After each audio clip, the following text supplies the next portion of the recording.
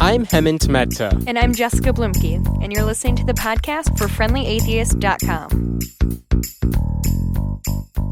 Horus Gilgamesh is a pen name for the author of the Awkward Moments Children's Bible, which is really not for children. It features beautiful illustrations of the most disturbing biblical passages you'll ever read. Volume 2 came out recently, and I suspect we'll be seeing a few more volumes in the future because, well, there's so much more source material. So thank you so much for joining us today. Okay, thanks for having me. I'm glad to talk to you guys. Absolutely. So why the pen name? Because I'm almost positive that's not what's on your birth certificate. So why the hidden identity? What are you so afraid of? I'm trying to outrun the Catholic Church. I'm still on their docket as an active member. Oof. No, what it came down to is originally I've got some other business interests around the country with a lot of people, frankly, who depend on our business and our partnerships around the country to make a living. Yeah. And when I started this, it was with a group of interfaith friends, PhDs and seminary degrees and pastors as well as atheists. And it kind of started as an inside joke, and we put it online just anonymously, and it really started to grow. And as it started to grow, I realized I did, frankly, even though it's 2014, we live in a fairly, I'm not going to be naive, it is a Christian nation for all intents and purposes when it comes down to the reality of, actual persecution and things. So just decided to kind of separate my business life from my personal life for that reason, from the business side, as well as, frankly, even in my own family, not my immediate family, but through in-laws and relationships. I still have a lot of friends in the Christian world, I used to, colleagues and friends as well. And then I just, coming out that fast, from being involved in full-time ministry to being involved in one of the most critical, Christian critical books that's come out recently that some people would think is poking fun rather than having a conversation. I just didn't, want to put a target on my back when we started it, and rightfully so. Yeah. Things have kind of escalated at times, and as many non-believers are kind of aware of in terms of both from family and friends as well Sure. as complete strangers in their basement. So We'll talk about that very it was a good soon. choice. Yeah, sure. So how do you identify now? Do you call yourself an atheist, or do you still identify with Christianity? No, I do not identify with Christianity. It's a great question. I think the only atheist that gets to claim the fame to be an atheist that everybody likes is Hemant with the Score. title Friendly Atheist. Yeah, he stole that name from us. I wish I had thought of that. I mean, if you call yourself friendly, you're friendly. Nobody can take that away from you. I mean, at the end of the day, like when I wrote the first book, I definitely wouldn't consider myself an atheist, mostly out of naivety and ignorance on my own part of what an atheist is, which is why most of the time nowadays I don't call myself an atheist because, frankly, I kind of reject the word. I mean, the point of the word even existed to begin with. So I'm asked all the time, both by friends and family, as well as fans, as well, critics, whether or not I'm an atheist. And even in the last 6 months, by answering that incorrectly with a close friend of 20 years, it ended a relationship. Yeah. By answering that question incorrectly, with a stranger online, you never know what the answer can be. And the point being, obviously, no, I do not believe in God and the Christian God, and I do not consider myself a Christian. And for people who understand what the word atheist means, simply that I don't believe in any God. Sure. So you're almost taking of course the I'm same, an atheist. you're taking like the Sam Harris approach, which is that I don't use the word atheist because I shouldn't need a word to describe something so ridiculous that I don't, we don't have a word for people who don't believe in unicorns. Why do I need a word for people who don't believe in God? Is that correct? I would say that's where I started. At the same time, though, I will fall back and say that I do it partly out of fear, only with this in mind. Yes, I take the Sam Harris approach, but at the same time, the reason I don't answer yes or no is because my response is usually, well, you tell me what an atheist is before I tell you whether or not I'm going to accept that title or that, and the stigma that goes along with it. You guys aren't new to this. The reality of We're what familiar. the word atheist means to somebody means different things to South, different you say people. you're an Absolutely. atheist, Yeah. yeah. And at the end of the day, Do I believe in God? No. Did I wake up this morning and bite the head off of a living puppy? No. So You didn't? somewhere in the You're middle missing out, there man. is Yeah. an atheist. I'm telling you. I know they're tasty, but it's Monday. Week's going. So do you think somebody who believes in the Bible could be as critical as you are in your books? Like, do you think it's possible to like somehow like point out the ridiculousness in the Bible but still believe its message? You know, let's just get down to what everybody's thinking about today. And I thought Tom did a great job of bringing it up on his blog. People like Christine Wick, for instance. She is, and just to be clear, she's the Christian who kind of shows up basically protesting anyone who's not a Christian. I think she protested a Muslim prayer at like the National Cathedral or something like that. Well, how dare they?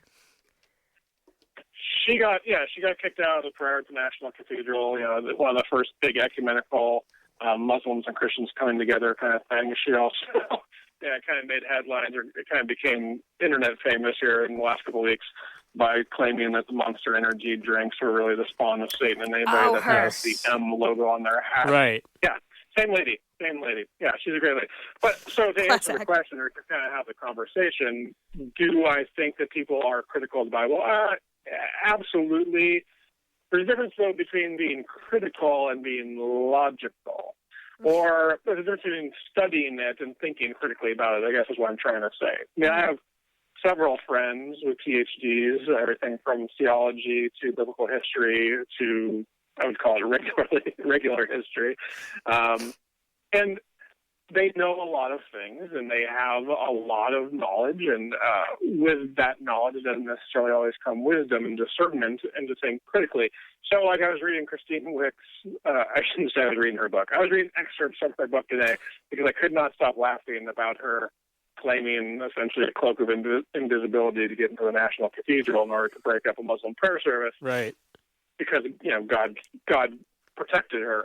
So I went to look at her book. I went to look at her, you know, her Facebook page, and this is a great example. Like, so her Facebook page, which I assume is her private page, and she's got thousands of friends, and I can't imagine it's a fake profile.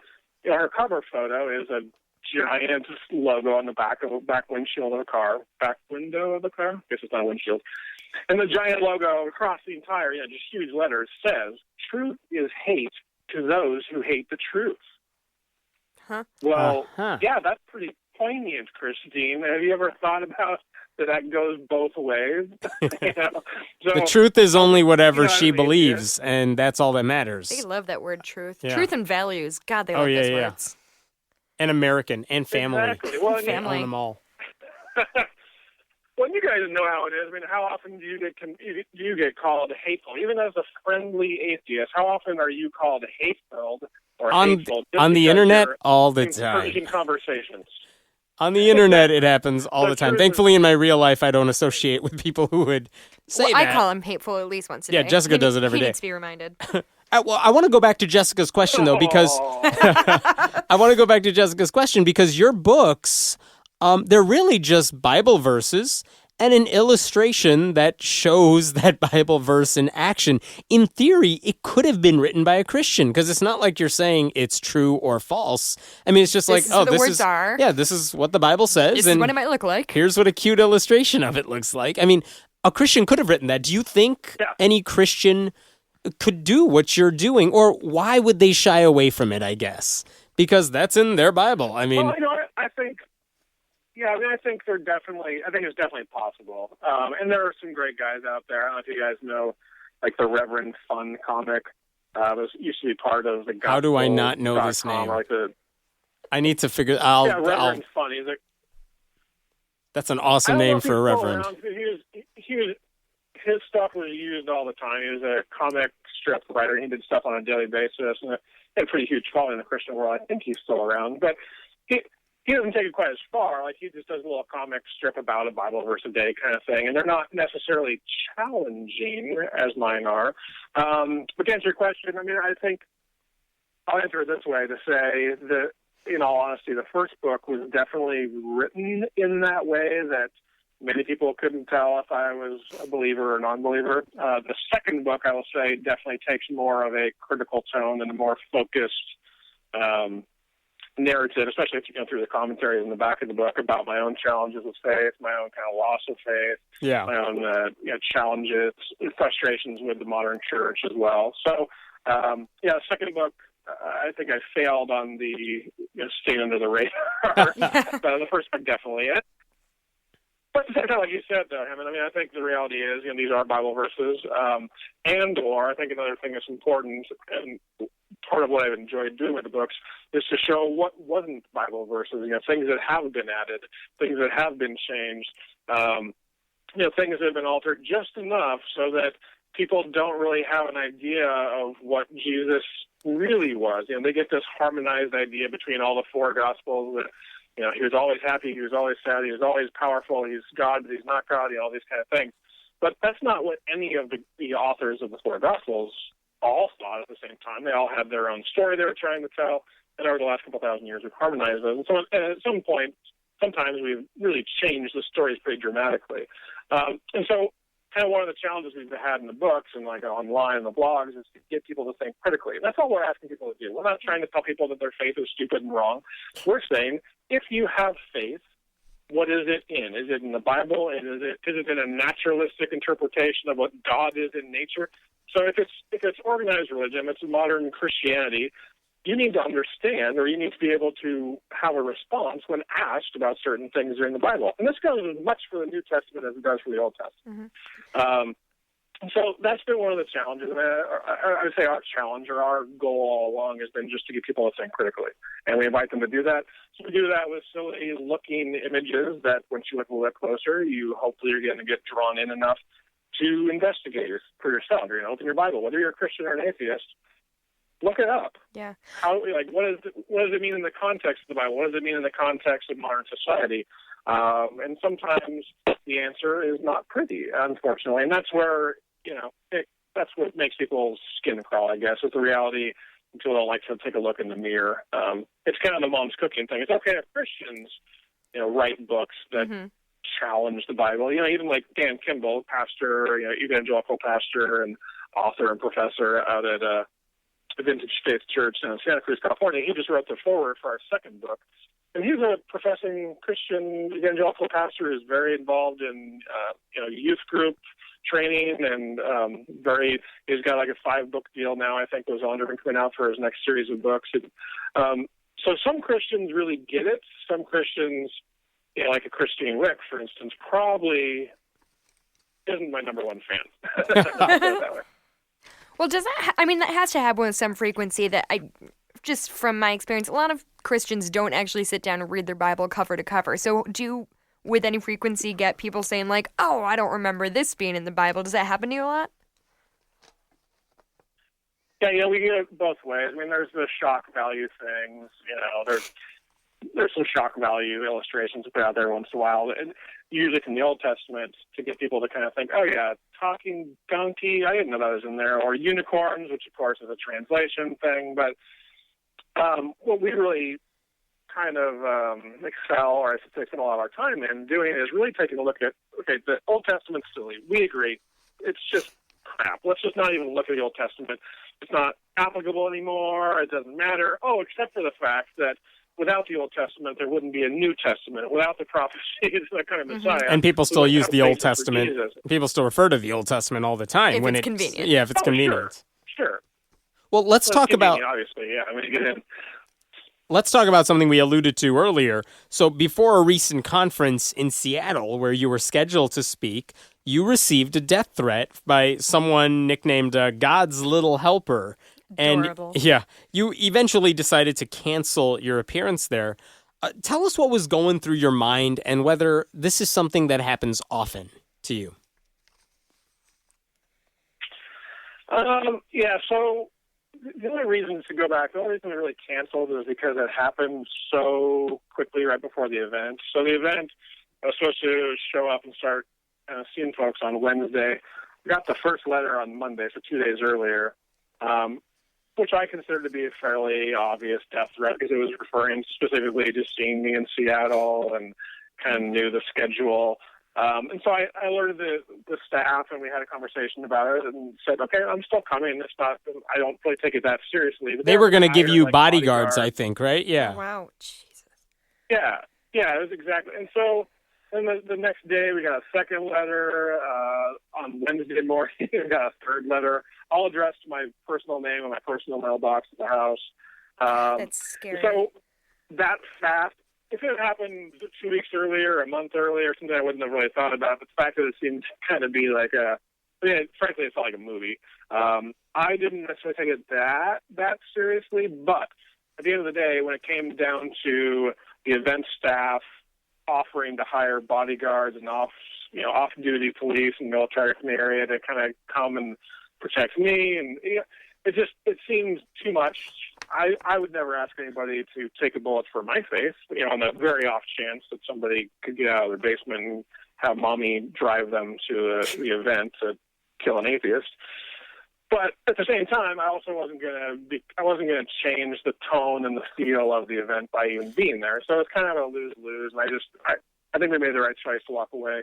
What was very inspiring, though,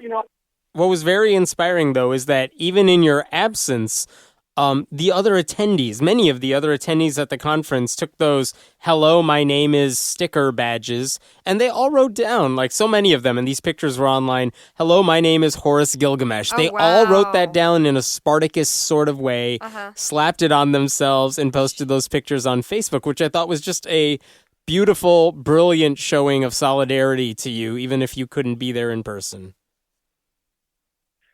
It was, and I'll be honest with you. I mean, I tears are rolling down like a baby when I had a number of folks emailing me those photos. Yeah. Amy Monsky, the head of the Atheist Alliance, started shooting me photos, and George from the Seattle Atheist started. And I mean, to the point where I was trying to kind of move mountains in order to get there the last evening, and I was going to kind of come out and go, well, I am Horus, on stage, with Steve Pinker.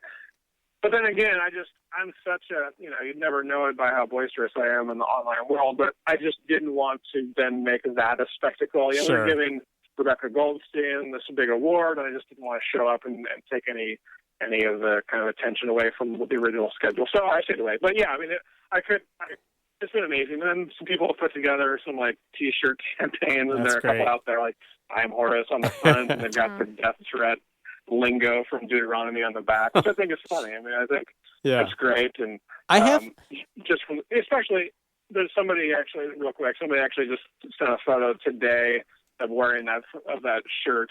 On the back, it has the quote of Deuteronomy about whether it's your brother or your sister or whatever. If they worship other gods, kill them, even if you have to do it yourself, or you should do it yourself. So they're wearing that in front of Lakewood or Lake Church. Joel Osteen's church down in Houston. Lakewood, yeah. Picture in a couple of days. Lakewood Church. So there'll be a nice photo of that lovely verse sitting on the steps of Lakewood. Very nice. I actually have been to a conference. This was many years ago, where Ayaan Hirsi Ali, the ex-Muslim, was speaking, and there were bodyguards. There were bomb-sniffing dogs, at the conference, and it was just one of those things that it's like, this is frightening as someone who is just an attendee at this place. It is a necessary thing to have, though, because this is at the same conference where there was like Christopher Hitchens and Sam Harris and Dawkins. I mean, they get enough threats on their own, but her specifically, people just have it out for her. Scary. So it was one of those things you accepted because that's what the price of admission was for getting her to speak, and you wanted to hear what she had to say. But it's a scary thing that speakers, and this is across the board, not just an atheist thing, that anyone would be so afraid of what someone has to say or put out there that they're willing to, issue any sort of death threat. That's scary. Have you, forgive me, Horus, but... Go ahead. If I can hop on that real quick, sorry, Jeff. Yeah. I haven't really talked about this that much because I don't ever, get to have conversations with people because I live in my basement as well. But at the end of the day, I've really done a lot of thinking about this. I don't think the threats come from challenging the Bible, frankly. I mean, I get threats of physical stuff all the time, or like weird cyber threats, and I report them when I can. But the reality is, people aren't getting challenged and they aren't getting violent because we let's say, poke fun at Moses and the burning bush, or if we explicitly show that Jesus' own family thought he was insane and people thought he was even possessed, and of course they killed him because he, for sedition against the state. That's not what upsets people. That's not what gets their hackles up. What consistently has gotten their hackles up when I toe over the line to make commentaries that deal with modern day issues. And so the thing that happened this summer, I think, was directly related to, I kind of helped push a story out there about what I thought was child coercion at a church camp down in Tennessee, where 6 adults all stood around the child, Jesus camp style. Mm-hmm. 6 adults standing around a child with a video camera running, with many of them having their hands on this little 5 or 6-year-old blonde kid who's crying out. They're holding his hands up, and he's clearly terrified and being coerced to, by the person behind the camera, to call out for Jesus and say, "I love Jesus, I love Jesus." And he's just terrified. And so I commented on that, and we posted a video and photos from one of the mothers who had children there, who shared those. And that's where the real threat started. Not because we're having a conversation about Bible verses, but we're having a conversation about what people consider to be their religious freedoms and their religious liberties in this country. And this has happened a number of times, and it happened again in the last couple of weeks. A couple of days ago, I posted an article or a blog post and had some conversations about the trial that just finished up down in Oregon, where 2 parents, another set of parents, I should say, has been convicted with manslaughter for failed faith healings. Yeah, they said their daughter was sick, and they're not going to take her to a doctor. Let's just pray for her to get better. Oh, hey, it didn't work. Mm-hmm. Who was surprised by that? No one's surprised by that. They were. Right. But the problem is, this doesn't just happen. This is not a completely isolated case. And if you follow the story of the Pacific Northwest, Washington, Oregon, Idaho, we have cemeteries where 25% of the headstones are, children under the age of 16. Mm-hmm. Yeah. Because there are some of these sects of this specific church, and the same thing in Pennsylvania. The family in Pennsylvania this last year finally got stopped after they killed their 2nd child by withholding basic medical care. So all that to say, it's not the bringing up conversations about the Bible that gets people's hackles up and threats of terror, for lack of a better term, threats of murder. I think it's really when we start having conversations about Christian culture overall. The same thing talking about the pastor's wife, well, in your area there, wasn't it? In Illinois, the pastor's wife who got the call from her husband that the world was coming to an end, said it was time to prepare the family, so she went and dressed the kids in white, 3 daughters in white, and stabbed them and stabbed herself. And I forgot all the details of that story, but it sounds familiar. Yeah, Jessica's like, oh my God. You would think they'd be thrilled that you're actually quoting the Bible in these books. Right. So yeah, like there's some other reaction to it. Well, again, though, it's not. It's the conversation. Well, I'll put it this way, real quick, if I can. I don't blame the guy or gal who calls himself God's little helper for giving death threats against me. Who I blame are people like big Christian religious leaders right now who have kind of instituted this fear of Christian persecution, this false sense of persecution. So folks like Franklin Graham, for instance, or Joyce Meyer, these people are out there telling Christians, now is the time to stand firm, we're under attack, the enemy is coming, the end of days is here. The whole idea of like having a martyr complex. Mm-hmm. Oh, absolutely. And exactly. But at the same time, they're really instituting a new fear. I mean, it's a fear response. So when somebody thinks something's being taken away from them, that is 10 times more terrifying than somebody making fun of their religion. You can make fun of somebody's religion or challenge their religion all day long, but if they think something's going to be taken away from them, the war on Christmas, the war on Easter, right, civil liberties, prayer in schools, all that kind of stuff, that's where people are going to start arming themselves and, with their cloaks of invisibility so they can get into the National Cathedral to shut down a Muslim prayer. Yeah. Hammond, have you ever regretted writing under your real name? I'm thankful that no, I really haven't. There are times where I'm like, I would love to say this where it doesn't come back to bite me, but I mean, for the most part, I've been fortunate, but I realize that I'm fortunate because I hear stories like what Horus is saying, and I know that there are a lot of other atheists out there who have lost a job or been ostracized by people they're close to because they use their real name and they were so out there. Yeah. I feel like that's happening less, but it does happen, and it's scary. Yeah, I know. It's just something I think about a lot, especially, I'm going to get married in 9 months, and Yeah. I'm planning on changing my name, but I've always said, like, I'm going to keep doing this and all my other stuff under my maiden name. my maiden name. I don't know why. Like, I think, first of all, it's just easier to separate those things, but I'm like, I don't need to bring, my fiance's family through all this crap. I don't know. Are there any Bible verses, Horace, that you would not include in your future books that you wouldn't illustrate? Do you mean because they're so dirty or because they're so loving? No, I don't know. I mean, I'm sure you could do plenty of illustrations about the loving verses. They just wouldn't be that interesting or funny. But I mean, are there any for any reason? I assume you would do the ones that are really dirty or really violent. But I don't know if there's anything you're just like, you know what? Even that one's too explicit for our tastes. Well, okay, there's two sides of that. So, like in the second book, we did. I've been holding off. There's some things that just kind of seem too lowbrow, for lack of a better term, or too easy, too cheap. Low-hanging fruit, so to speak. Yeah. What's that? Low-hanging fruit.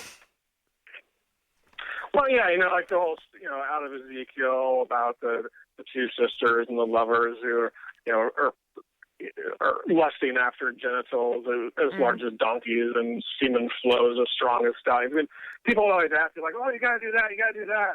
Yeah, have fun illustrating that one. Yeah. Well, and we kind of did in the second book. But then what we did is we turned on to the rest of that conversation. The rest of the conversation out of Ezekiel is all about the punishment. That whole story is really not about two women. It's about two cities that God's kind of wrath is on.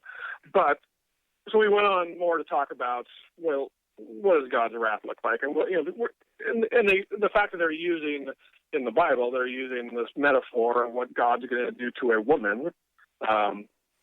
It gets pretty gross. It gets pretty grotesque. But we put it in there specifically to show, no, this is the loving Father. This is God, who then came to earth as himself, as his son. Same guy. If you want to shove monotheism into monotheism by claiming that the Old Testament is where the prophecy came from the Messiah, you do have to accept this and own this and accept the misogyny and accept the terror. So that's probably one of the more gross, gruesome verses out there in the Bible, and we still tackled it. At the same time, I get challenged by Christians all the time saying, "Oh, why don't you put good things in the Bible? From the Bible." It's a comedy book. It's supposed to make us laugh. Well, the funny thing is they're already accepting that they're bad things in the Bible, which is great. So we got them halfway. And so I say, well, give me an example. And then, of course, the example they would always give is, well, how about John 3:16? Right. God so loved the world. That's original. Yes. I'm happy to do that. We actually have a fantastic illustration for John 3:16. We almost put in the second book, and we're kind of holding off for something special for Easter next year with a billboard project. But the whole point is John 3:16 doesn't end with 3:16. It goes on to 3:17 in the second part of 3:16. And people don't remember that, wait, if I don't believe, I will perish. And it's not just about God coming because he loves us all. There's still this, low-hanging just fruit of murder and wrath and torture. So even the good stuff isn't all that good. Yeah. Yeah, exactly. Do people try to explain the bad verses away? We're not afraid of anything. I'm sorry, Jessica, what was that? Do people try to explain the bad verses away? Do they kind of like, yeah, it says this, but it's a metaphor, or what they really mean is ... Well, I mean, there's two sides of that. I mean, there's the scholarly explaining things away. I mean, you're going to have people, philosophers like William Lane Craig, or you're going to have more ecumenical evangelicals like Lee Strobel who can, but that's the whole point of apologetics, right? And apologists, they've been doing it for centuries. And there are books, there are Christian bookstores filled with explaining it all away. That's what you go and do in church every weekend. You're usually going to hear one passage out of Malachi all about how important tithing is, but we're going to skip the verses before and after that about how if you don't follow God, he's going to rub your face in poop, literally, if you're a priest. And so, yeah, it's all about, we get accused of cherry picking all the time, and my answer is always, okay, well, let's talk about the context. Yeah. And we do things on purpose sometimes. We do put some illustrations out there to invite the context conversations. Like we did an illustration in the first book with Jesus dressed up in a robe, essentially, in a cave with his face mask. In the background, there's a video camera pointed at an empty chair with blood and stuff on the ground, and a newspaper. Looks like a hostage situation, a beheading situation, where we quote the story, the parable of the king, the 10 minas, and the slaves who go out and they're supposed to spend their money wisely and all this kind of stuff, where he comes back and he says, essentially, anybody who doesn't do as I say, bring them here and I'll slaughter them at my feet. So, of course, that story is taken out of context. However, in the grand scheme of things, we then open the story to say, or the conversation to say, of course that's taken out of context. This is really a parable. Jesus didn't say this explicitly, except you know what? He did. Because Jesus didn't, according to the Bible, and if you read the Bible, he didn't just kind of mince words for the fun of it. He wasn't sarcastic. He wasn't making jokes all the time. So when he chose this story, this parable to tell to his disciples as they're on the edge of the city, as they're thinking and being told that the new kingdom is coming tomorrow, and Jesus decides to tell them the story about what happens to people that don't do as they're told. They're slaughtered at the feet of the king. It's not an accident. And frankly, when you put that in the context of many other verses, but we try to again just have a larger conversation about go ahead and give me any verse. I mean, I'm happy to illustrate any verse and to have a conversation about it, because I do think we have Christian bookstores that are filled with books about, as you guys just asked, taking any verse and putting it out of context or explaining it away ecumenically or historically to try and, well, isn't that really where all denominations come from? I mean, if you look at the end of the day, like I live in the Seattle area, you can walk down the street and within 5 blocks there are about 9 churches. And you look at these churches and you realize they all have, let's just take God, Jesus' divinity alone. They all have different ideas of when Jesus became divine. Was it before he was born? Was it when he was born? Was it when he was baptized? Was it when, he died on the cross? Was it when he was resurrected? Or was it, through the ascension? They all have completely different ideas about something as simple as when Jesus became God, or was God at all, as deity at all.